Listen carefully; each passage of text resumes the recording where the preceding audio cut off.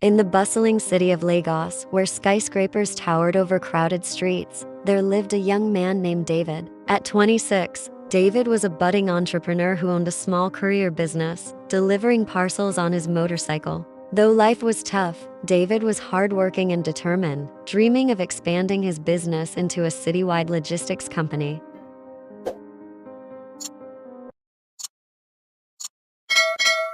David lived with his mother, Mrs. Angela, a middle-aged widow who worked as a caterer to make ends meet. Life had been difficult for Angela since her husband's passing years ago, but she was resourceful and always found ways to keep her family afloat. However, Angela had a habit that often stung David. She idolized the success of others and wasn't shy about comparing her son to them, especially her wealthy neighbor, Mr. Johnson, a prominent businessman and politician. Mr. Johnson was the epitome of success.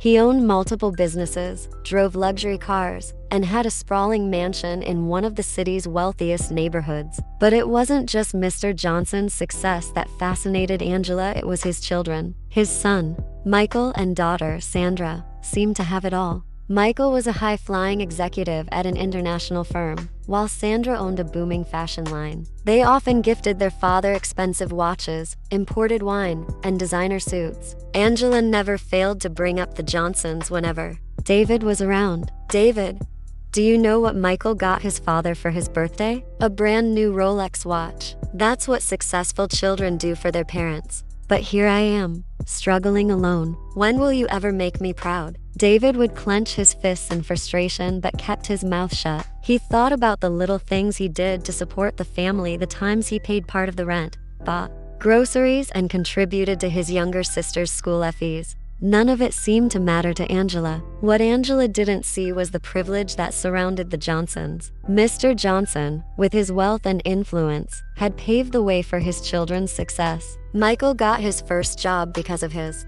father's connections, and Sandra's fashion line thrived thanks to her father's investments and the powerful people he introduced her to. David, on the other hand, had no such network. He didn't have a wealthy parent who could make calls on his behalf or provide startup capital. Everything he had, he built with his own hands. Yet, Angela couldn't help but compare him to Michael and Sandra. One evening, after a particularly long day of work, David returned home to find Angela talking with some neighbors. They were discussing Sandra's latest success and awards she had won for her fashion line. "Some children are just born stars," Angela said loudly. "Look at Sandra. Her father must be so proud. But me? I'm here with a son who can't even buy me something as simple as a new phone." The neighbors laughed politely, but David's face burned with humiliation. After they left, he finally snapped. "Mom, do you ever stop to think about what I've been doing for this family?" David's voice trembled with emotion. "I'm out there working from morning till night, trying to build something for us. Do you think Michael or Sandra would be where they are without their father's money and connections? I have none of that,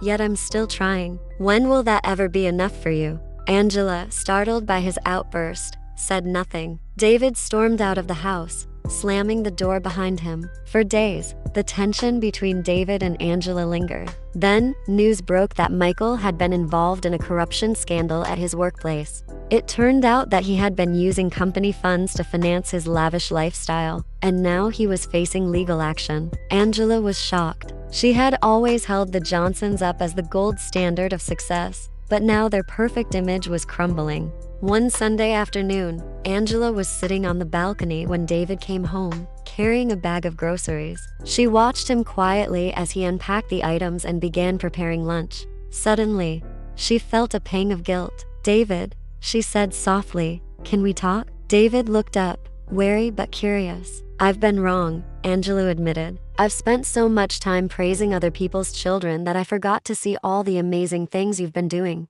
You've been holding this family together in ways I never acknowledged. I'm sorry, my son." David's shoulders relaxed, and a small smile appeared on his face. "Thank you, Mum. That means a lot to me." From that day on, Angela became David's biggest supporter. She encouraged him in his business, helping him connect with new clients through her catering network.